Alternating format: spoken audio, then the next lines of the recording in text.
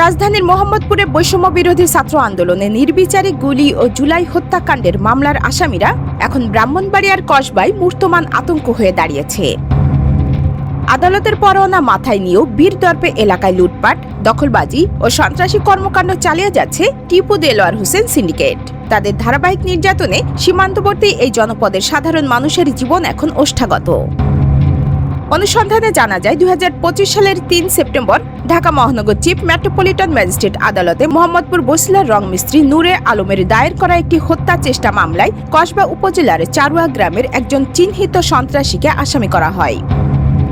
মামলার নথিতে চারুয়া গ্রামের টিপু সুলতান, দেলোয়ার হোসেন দীপু এবং ইধন মিয়ার পাশাপাশি সরাসরি হত্যা মিশনে জড়িত থাকার অভিযোগে অভিযুক্ত করা হয়েছে হোসেন মিয়াকে।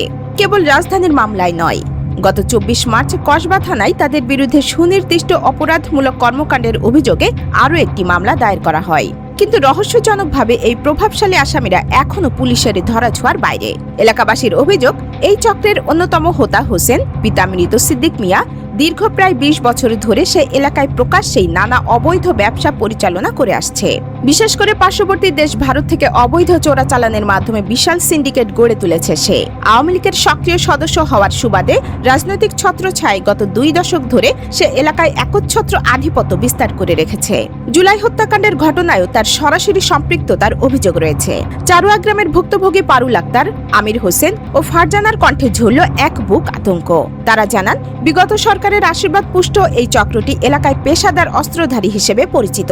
সম্প্রতি প্রকাশ্য দিবালোকে তাদের বাড়িঘরে হামলা ও ব্যাপক লুটপাট চালিয়েছে এই বাহিনী। ভুক্তভোগীরা ক্ষোভের সাথে বলেন, ওরা শুধু খুনের মামলার আসামি না, ওরা ডাকাতকেও হার মানায়। পুলিশের ভয় ওদের নেই, আমাদের জানমালের কোনো নিরাপত্তা নেই। বিশেষ করে হোসেনের অবৈধ টাকার গরমে ওরা ধরাকে সরা জ্ঞান করছে।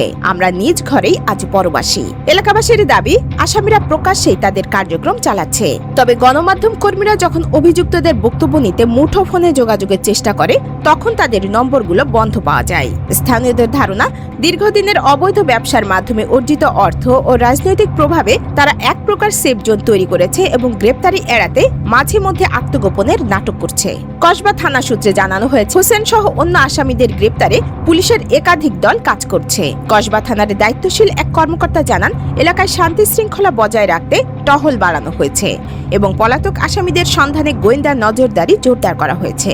তবে পুলিশের এই আশ্বাসে আশ্বস্ত হতে পারছেন না স্থানীয়রা। তারা বলছেন, দ্রুত এই অন্ধকার রাজত্ব থেকে মুক্তি পেতে হলে টিপু দেলোয়ার হোসেন সিন্ডিকেটকে আইনের আওতায় আনার কোনো বিকল্প নেই। নচেত কসবার এই শান্ত জনপদ অচিরেই বড় কোনো সহিংসতার শিকার হতে পারে।